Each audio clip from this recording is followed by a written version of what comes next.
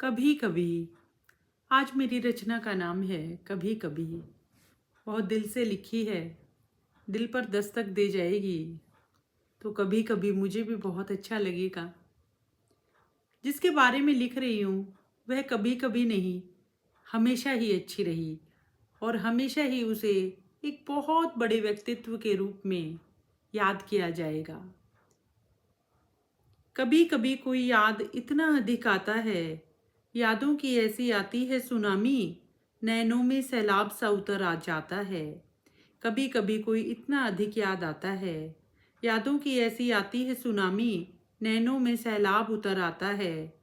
खामोशी करने लगती है कोलाहल, भीड़ में भी इंसान तन्हा खोसा जाता है। कभी कभी कोई इतना अधिक याद आता है। कभी कभी वक्त के हाथ से कोई लम्हा ऐसे फिसल जाता है, फिर बन जाती है कभी न भूली जाने वाली दास्तान। मुझे तो इतना ही समझ में आता है, काल के कपाल पर कुछ लोगों को ईश्वर सदा के लिए चिन्हित कर जाता है। उम्र छोटी पर कर्म बड़े, तेरा जीवन माँ जाई यही बताता है। अब तक तो आप समझ गए होंगे कि यह रचना मेरी सबसे छोटी माँ जाई अंजू कुमार के ऊपर है।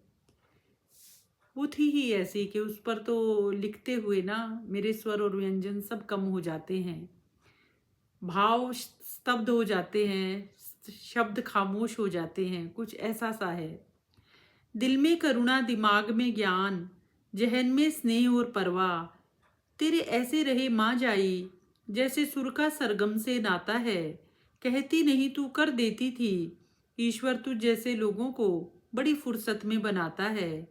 सर्वगुण संपन्न लोगों को मगर सर्वगुण संपन्न लोगों को मगर लंबी उम्र देना ईश्वर भूल जाता है। देश में ही नहीं परदेश में भी बना लेती थी तू सबको अपना, तेरा उद्बोधन और संबोधन दोनों ही अति उम्दा रहे। जर्रा जर्रा कन कन यही बताता है। सींचती थी हर नाते को स्नेह सम्मान और परवाह से, तभी तेरे हर नाते में जलजात सा खिल जाता है। सबसे बड़ी खासियत थी तुझ में कि सबको लगता था तू उसकी खास है। कनेक्टिविटी तेरा बेहतरीन गुण तुझे और भी बेहतर बनाता है। अपने आप को दूसरे के सांचे में ढाल कर देखना भला किसको आता है। इसे ही तो एम्पैथी का गुण कहा जाता है ना, जो तेरे अंदर इतना था मुझे नहीं लगता किसी और के अंदर कभी देखा नहीं। अपने आप को दूसरे के सांचे में ढाल कर देखना भला किस किस को आता है। संवेदना, करुणा, स्नेह, अपनत्व चारों स्थायी रूप से रहते थे चित्त में तेरे। तेरा तेज और तेरा औरा आज भी याद आता है, आज भी याद आता है। एक प्यार का नगमा गाती थी जब तू माँ जाई, वो लम्हा बार बार चित्त की चौखट पर दस्तक दे जाता है। सच में जिंदगी तेरी मेरी कहानी ही तो है, लम्हा दर लम्हा यूं ही वक्त गुजरता जाता है। उपदेशन जब मैं कहती थी तुझे, तेरा मुझे स्वाति कहना आज भी याद आता है। माँ पापा की सबसे लाडली, कर्म संघर्ष जिजीविषा, कर्म संघर्ष और जिजीविषा सीखे तूने उनसे, मुझे तो इतना समझ में आता है। अतीत वर्तमान और, ये ध्यान दीजिए बहुत खास पंक्तियां हैं ये। अतीत वर्तमान और भविष्य जब बात करते हैं तेरे बारे में तो अतीत बड़े गर्व से दोहराता है। मेरे झोले में तो अंजू कुमार सी रही एक कोहिनूर, उसे इस संदर्भ में वर्तमान और भविष्य गरीब नजर आता है। किसी की वाणी अच्छी होती है, किसी का व्यवहार और किसी का ज्ञान, पर तीनों ही बेहतरीन रहे जिसके, वह अंजू कुमार थी बड़ी महान। यूं जिंदगी के रंगमंच से किसी डिप्लोमेट की तरह कोई होले से कैसे चला जाता है। चला तो जाता है पर अपने कदमों के निशान जाने कितने ही दिलों में छोड़ जाता है। कोई कितना खास होता है जीवन में, यह अभाव का प्रभाव बताता है।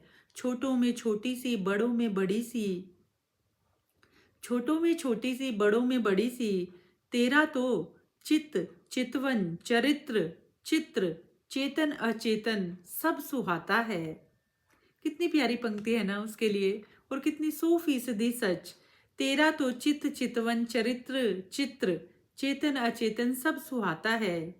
पर वो मेदी वाली सी प्रकृति में हरियाली सी, तुझसे तो दिल का नाता है।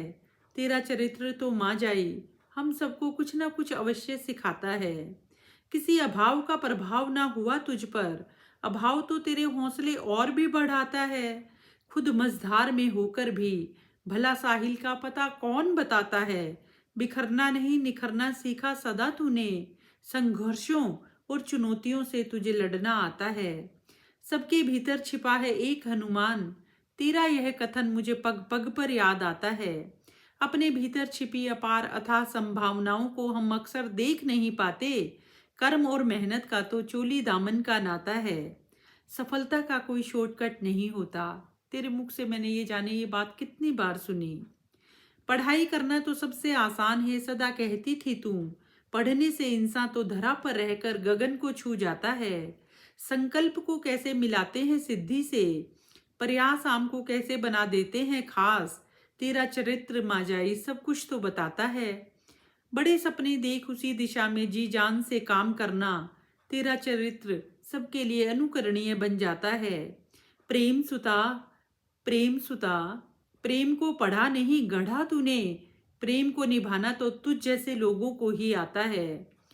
बेटी बहन पत्नी माँ बहू हर रूप में तेरा किरदार काबिले तारीफ बन जाता है। जग से जाने वाले जहन से कभी नहीं जाते, ईश्वर तुझ जैसे लोगों को अमर कर जाता है। 11 स्वर और 33 व्यंजनों को भी तेरे बारे में सही से बताना नहीं आता है। शब्द नहीं भाव थी तू, हर्फ नहीं किताब थी तू, मुझे तो इतना समझ में आता है।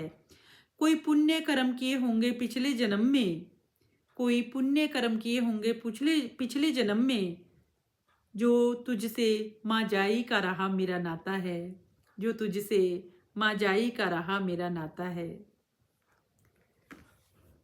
जितना सोचो उतना कम, जितना बोलो उतना कम।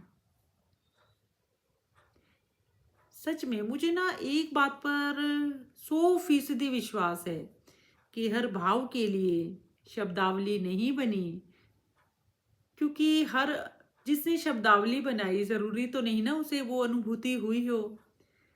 तो कुछ लोग शब्दों से परे हैं, भावों से आगे हैं, समुंदर से गहरे हैं, नभ से ऊंचे हैं, धरा से ज्यादा सहनशील हैं और हवा से ज्यादा ठंडे हैं।